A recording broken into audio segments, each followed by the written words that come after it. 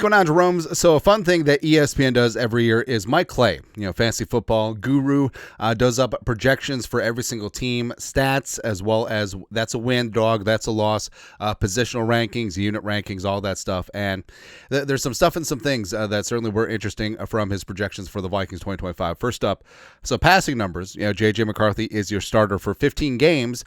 Slinging Sam Howell somehow gets in there for 2. And then with McCarthy, he completes 347 out of 537, passes for 3,705 yards. Now, I actually think that McCarthy could pass for less, and the offense would actually be even better, right?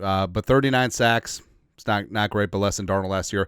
26 touchdowns, 14 picks. Now, that certainly would be interesting, but I just don't see it. I feel like McCarthy just naturally takes care of the football enough where also the fact that Kevin O'Connell's not going to put him in that bad of spots. Like I just don't see it. Plus, he doesn't really have that careless with the ball gunslinger mentality that some other quarterbacks do, like Sam Howell, which is kind of funny. But McCarthy completion percentage would be 64.6, but passer rating would be 89.9, which I don't really understand. So I honestly just do not see McCarthy throwing that many picks, but I guess who knows.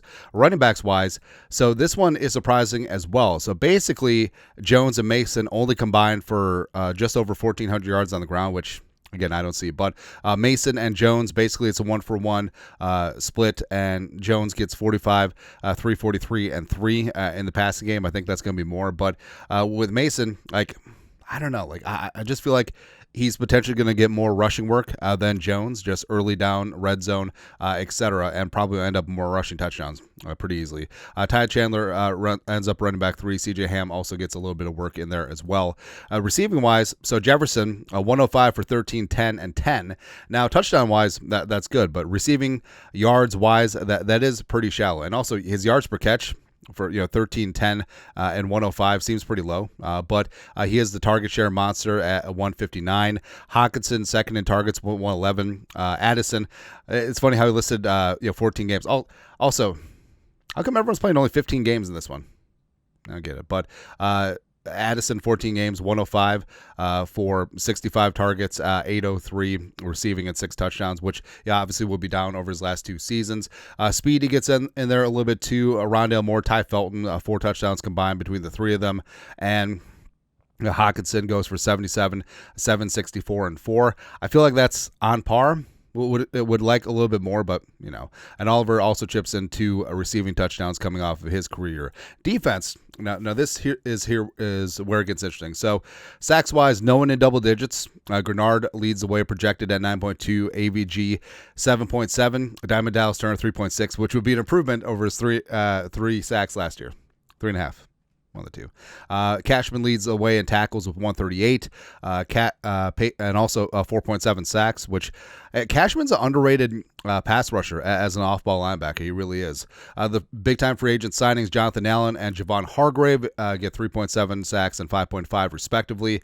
Harrison Phillips is all up in there. Jalen Redmond, Taki Taami is there as well. Then Tyrion Ingram Dawkins gets 53 snaps, 4 tackles, 0.3 sacks. I don't know. See that being more. We'll see. Byron Murphy, only 1.8 interceptions. Okay, seems low. Mekhi Blackman is projected as a starter. Isaiah Rodgers is actually projected as a 3rd corner, so that certainly could be interesting. It could be a spot, too, where it would be the inverse of what we talked about, where it would be Murphy and Blackman starting in the base, and then Rodgers kicking in, coming in on nickel, and Murphy kicking inside in the slot. Also has Okudah and Tavier Thomas playing over 120 snaps apiece. Ambry Thomas is cornerback 6. Safety-wise, so Harrison Smith, Josh Metellus, Theo Jackson only plays 481. I could see that being higher. I honestly could see Theo Jackson completely taking over the Cameron Bynum role. But Harrison, again, 2.6 interceptions. I think that's high, considering the way that Flores has used Harrison more in the box over the last couple seasons, but wouldn't be mad at it, certainly. Wins-wise, so this is where it gets interesting. So he has the Vikings as score projection favorites in 11 out of 17 games. But projected wins is only 8.6, which the math ain't mathin'. Like, I know that Mike Clay probably has forgotten more math than I'll ever know in my life, but I don't know, like favorite, unless I'm smoking crack and then add up these numbers right, but projected to win favored in 11 of 17 games, projected to win 8.6. So everyone that they're an underdog, they lose, and some of the ones that are favored, they lose. I don't get it.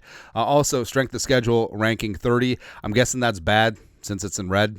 Who knows, man? But also the unit ranking. So this one's interesting. So wide receiver, O-line, interior defensive line, edge rusher, both at 9s out of 10s, which is really damn good. Tight end 8 as well. Off ball at 6. Corner at 4. No. Safety at 7.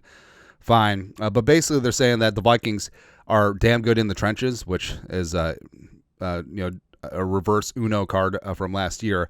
Obviously good at receiver. Spotty at quarterback, probably because of the 14 interceptions. But again, it's so weird. Like the rest of the number, like if you take that 14 interceptions down to 7, cut it in half. I mean, JJ McCarthy has an extremely efficient season where you usually don't complete 65% of your passes and throw 14 interceptions. But I digress. And also the Vikings are somehow unable to run the ball with Jordan Mason and Aaron Jones, which also I don't see, especially with the improved offensive line. But again, we'll see what happens there. Anyways, your thoughts are thoughts. ESPN season stat projections from Mike Clay, whatever. Also, it's important to know that Mike Clay's an Eagles fan. So take everything with a grain of salt. Let us know your thoughts, our thoughts, comment section. You guys are the best you know what to do. Skol, production value.